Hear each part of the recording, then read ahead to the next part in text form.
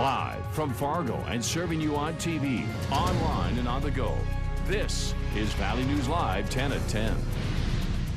A security camera catches a man stashing away cash from a local restaurant.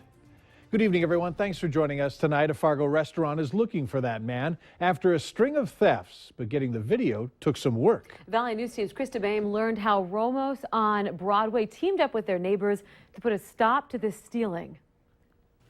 Mopping up after a busy day, but as they clean up a mess at Romos on Broadway, there's one thing they haven't been able to get rid of. One day he was talking about having some theft going on in his back room of his office. Alan Lindahl with Advanced Computer Solutions works next door to the restaurant.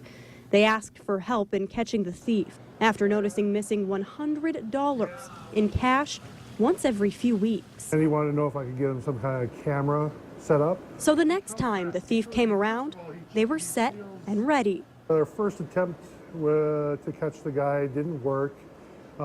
He used his cell phone to do the robbery, and we only got profile. Then, after a couple adjustments, they caught him on camera. He finds a bag of quarters. I think this was a $20 bag of quarters, and he looks in it and then pockets it. On this particular theft, he leaves, only to return less than an hour later. I guess that $20 of quarters wasn't good enough. Comes back and cleans out the A quarters. smaller amount than usual, but at least this time captured on camera for what Lindahl hopes is the last time. Of course, we don't know who the guy is, but we got the shot. Krista Boehm, Valley News Live. Now, the video has been given to Fargo police, who are now searching for the thief. If you know who he is, police want to hear from you, so give him a call. By the way, downtown Fargo already has some security cameras that cover some outdoor areas, and they are looking into adding even more. Well, if you ever need help uncovering fraud or corruption in your community, call our whistleblower hotline. We'll do our very best to get to the bottom of it. Call 701-237-6576. Leave your tip with us, and a member of our investigative team will get on the case and go to work exposing the truth.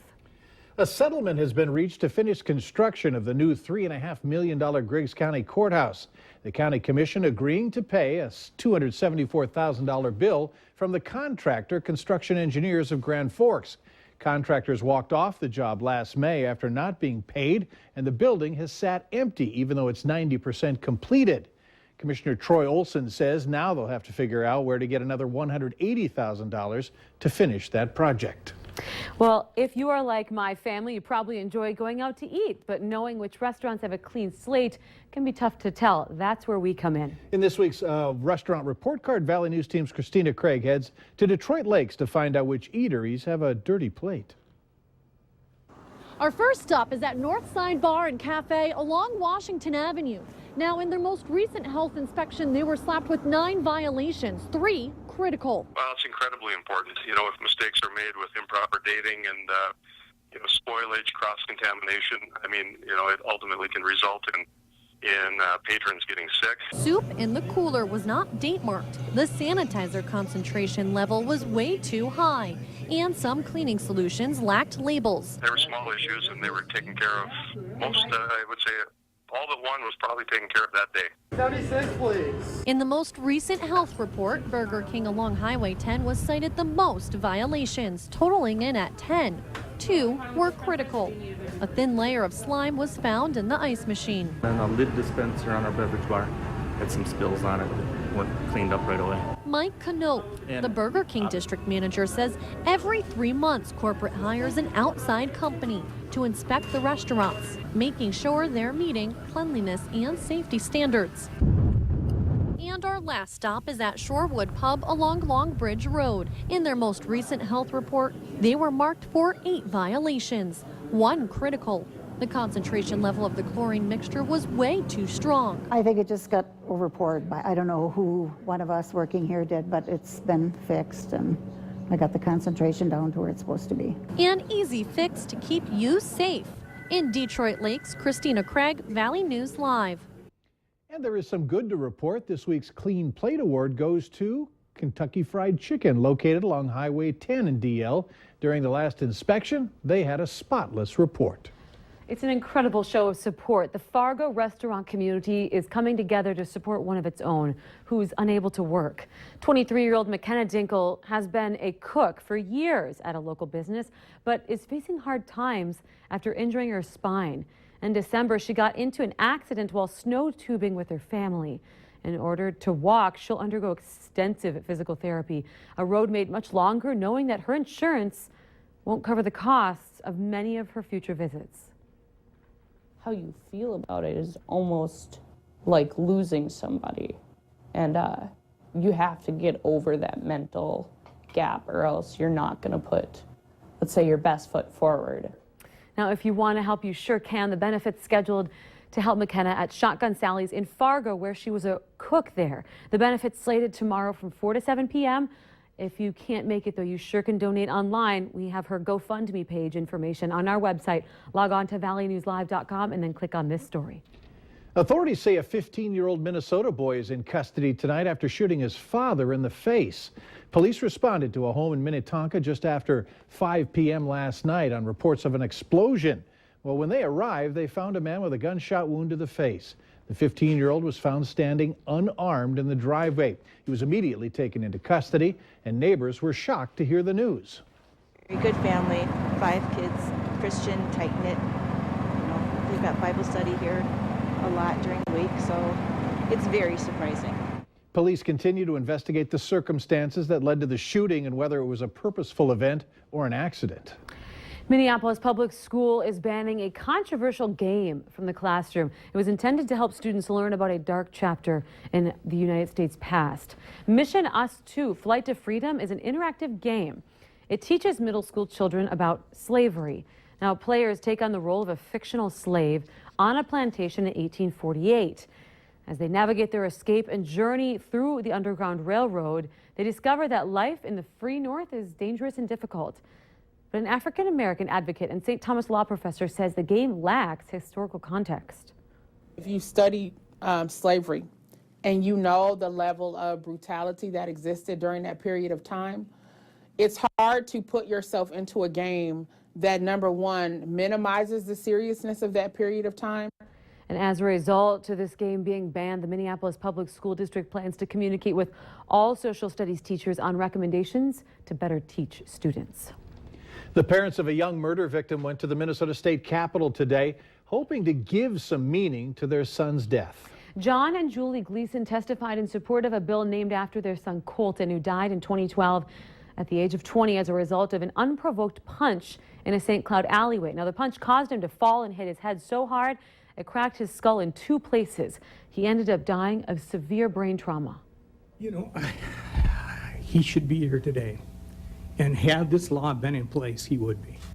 The person who threw the fatal punch had just been released from juvenile detention and was supposed to be on house arrest, but hadn't been fitted yet for his electronic monitoring ankle bracelet. The measure, dubbed Colton's Law, would require those sentenced to home electronic monitoring be set up with that equipment before they're released from incarceration. Couldn't understand how he actually got out of jail without that bracelet. Now, the bill will require some tweaking before it moves ahead to the Capitol. Lawmakers will have to add some language, making it clear the new rules apply to all situations involving electronic monitoring, including county and state inmates and juvenile detainees. Valley News Live 10 at 10 continues with No Wait Weather. Quite a day of weather, especially for our southern viewing areas and southeast of us, but it's quieting down. Winds dying down? Winds are starting to taper off. They're certainly not as gusty and not causing as much trouble out there this evening. Here's a look at the latest numbers for Fargo-Moorhead tonight. We have fairly quiet conditions. Winds are only 10 miles per hour, but the temperature has dropped down to 2 whole degrees. Feels like 14 below out there, so wind chilly for sure. Not very much snow in the FM area, about 0.2 of an inch. And as we forecast last night, the snow fell down to the south from Sisseton area that saw about 2 to 3 inches through portions of Traverse County, also in towards Grant County and southern Otter Tail County out toward Wadena. Generally 2 to 4 inches across the area. Well, the snow was the heaviest down near Alexandria, where they had 6.5 inches. Right now, 2 below in Bemidji, 2 below Roseau. As the cold air moves into the north and the wind, we have the most chilling wind chills up there generally between 20 and 30 below zero. Here's a look at the radar. Things much quieter tonight as expected under crystal clear skies. Look how far this storm system has shifted off to the east, pushing into Maine and beyond, bringing a mix of wintry weather to Boston. And Boston very close to breaking an all-time snowiest winter record this season, and they are just now getting some snowfall. They could be very close. They're at 104 plus inches for the season thus far. They need to get to about 107 inches. They could very well do that this evening. Here's your forecast. Northwest winds continue to blow, generally 15 miles per hour or so overnight. We will dip down below zero for almost all counties. Our forecast model here shows temperatures around 2 above or 3 below, and Fergus Falls, I think, will be colder in areas that got the fresh snow. You can expect generally around 10, maybe as cold as 15 below zero. Wind to start your day will be 5 to 15 miles per hour, and it will also be quite cold along the northern tier of counties. That is where the cold core of air will be moving in from.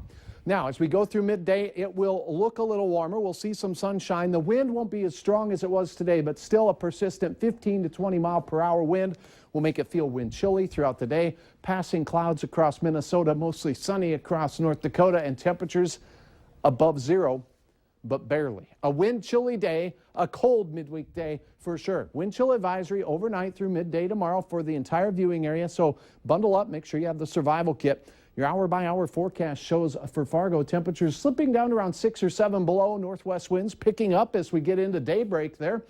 And temperatures rising, but only modestly so, around 3 degrees in your afternoon, and enough northwest winds to make it feel pretty brutal outside for your day. Elsewhere, 4 below tomorrow afternoon on your way home from work in Langdon and Devil's Lake at 2 below.